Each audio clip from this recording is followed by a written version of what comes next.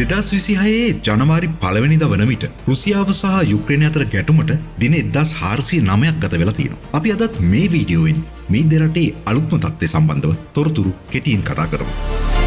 ඔබ තවමත් 360 ශ්‍රී ලංකා YouTube නාලිකාව subscribe කර නැත්නම් මෙවැනි වැඩසටහන් නරඹන්න subscribe කර අපත් සමග එකතු වෙන ලෙස සවුරුදු ඔබට මතක් කරන අතරේ අපි යන් අද වීඩියෝවට. දිනය ආරම්භයේදීම යුක්‍රේනයේ කාකිව් ප්‍රදේශයට රුසියාවෙන් ප්‍රබල බැලිස්ටික් මිසයිල් ප්‍රහාරයක් දියත් වුණා. මේ ප්‍රහාරයේ හේතුවෙන් තට්ටු 5කින් යුත් ගොඩනැගිල්ලක ජීවත් වූ පුද්ගලයන් 31 දෙනෙකු තුවාල ලැබූ බව යුක්‍රේනය සඳහන් කළා. නමුත් රුසියාව මේ සම්බන්ධව සඳහන් කළේ තමන් සිවිල් වැසියන් ඉලක්ක කර ප්‍රහාරයක් සිදු නොකළ බවත්, මෙම ගොඩනැගිල්ලේ මහා පරිමාණ අවිගබඩාවක් පැවති බවත්, එය පුපුරා යාම හේතුවෙන් මෙසේ මෙම පුද්ගලයන් තුවාල ලබා ඇති බවත්.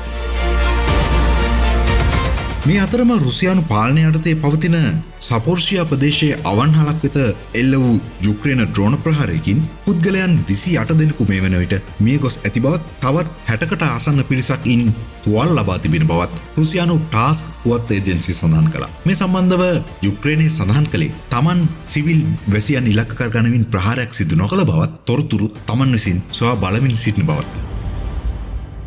මේ වන විට යුදබිමේ ඉදිරි පෙළ ගැටුම් පවතින සපොර්ෂියා සහ ඒ ආසන්න කලාපවල ගම්මාන 44ක ජීවත්වන පුද්ගලයින් 3000කට ආසන්න ප්‍රමාණයක් යුක්‍රේනය විසින් ඉවත් කරවීමට කටයුතු කරමින් සිටින බව සඳහන් වෙනවා. රුසියානු පාලනය යටතේ පවතින සපොර්ෂියා ප්‍රදේශයේ විදුලි උපපලක් වෙත එල්ල කළ යුක්‍රේන ඩ්‍රෝන ප්‍රහාරයක් හේතුවෙන් පවුල් 2000කට ආසන්න ප්‍රමාණයකට විදුලිය අහිමි වී තිබෙන බව ටාස්ක් පුවත් ඒජන්සිය සඳහන් කර සිටියා.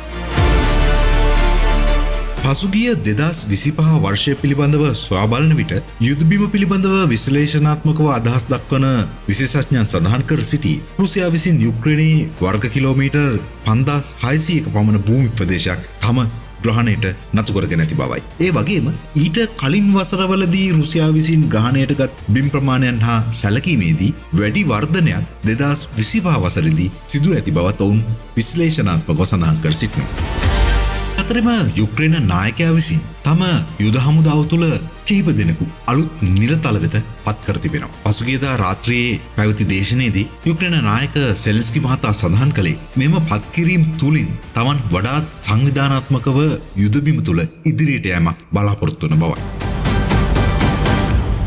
අපි තවත් අලුත් වීඩියෝකින් මේ දෙරටේ අලුත්ම තත්ත්වය සම්බන්ධව තොරතුරු සොයා බලමු. ඔබ තාමත් 360 ශ්‍රී ලංකා YouTube නාලිකාව subscribe කර නැත්නම් පහළ තියෙන subscribe බටන් ක්ලික් කර අපත් සමග එකතු වෙන ලෙස සවුරුදු ඔබට මතක් කරන අතරේ 07433 1323 දරන WhatsApp අංකයෙන් අප හා සම්බන්ධ විය හැකි බවත් ඔබට මතක් කරන්න කැමැතියි. අලුත් වීඩියෝයින් නැවතත් හමු යමු. එතකොට ආයිබෝවන්.